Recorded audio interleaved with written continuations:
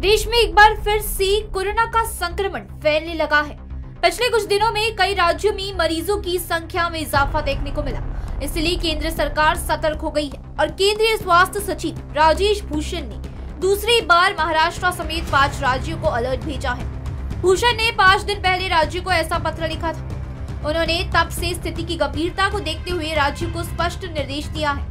केंद्र सरकार देश की हालत पर पैनी नजर रखी हुई है। तीसरी लहर थमने के बाद सभी काम सुचारू रूप से फिर से शुरू हो गए। हालांकि कुछ राज्यों में मरीजों की संख्या बढ़ने के साथ तनाव भी बढ़ गया है। इसलिए केंद्र ने महज 5 दिनों में दूसरी बार राज्यों को पत्र भेजा।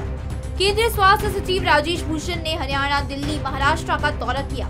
उत्तर प्रदेश और मिजोरम इन जगहों का भी दौरा किया। इन 5 राज्यों में कोविड पॉजिटिविटी रेट बढ़ रही है। वहीं मरीजों की संख्या में भी भारी इजाफा देखने को मिला। पत्र में चिंता जताई गई है। मरीजों की बढ़ती संख्या को रोकने के लिए जरूरी कदम उठाने के निर्देश दिए गए। पत्र में कहा गया है कि स्थिति पर पैनी नजर रखी जाए और कोविड को लेकर सभी नियमों का कड़ाई से पालन किया जाए। टेस्टिंग, ट्रैकिंग के साथ साथ टीकाकरण पर जोर दिया जाए। कोविड नियमों के अनुपालन न हो, इसे सुनिश्चित करने के लिए कदम उठाएं।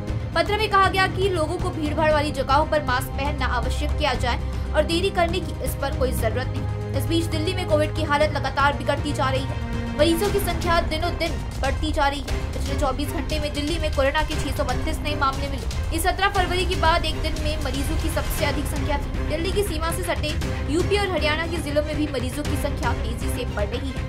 महाराष्ट्र की राजधानी मुंबई में भी 45 दिनों में सबसे ज्यादा मरीज दर्ज किए गए। कोरोना की वजह से स्थिति पर केंद्र की नजर है और इसके लिए केंद्रीय स्वास्थ्य विभाग ने अलर्ट लेटर भी लिखा है। मेट्रो मुंबई के लिए तृप्ति सिंह।